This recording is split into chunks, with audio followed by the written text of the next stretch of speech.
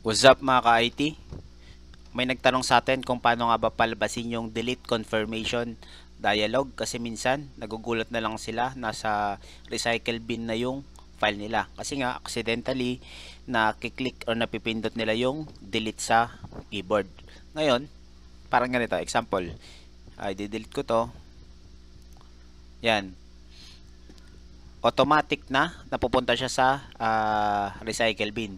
Paano nga naman kapag accidentally lang or hindi sinasadya na napindot yung delete button? Dapat may lalabas mo na confirmation nagtatanong kung talaga nga bang i-delete yung isang file.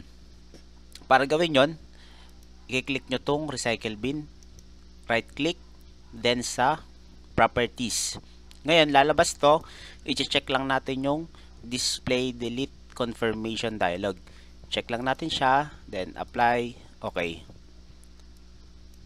Example, itong file na to, di-delete natin. Yan, may lalabas na siyang ganito. Kanina, nung dinelete natin yung isang file, walang lumabas na ganito.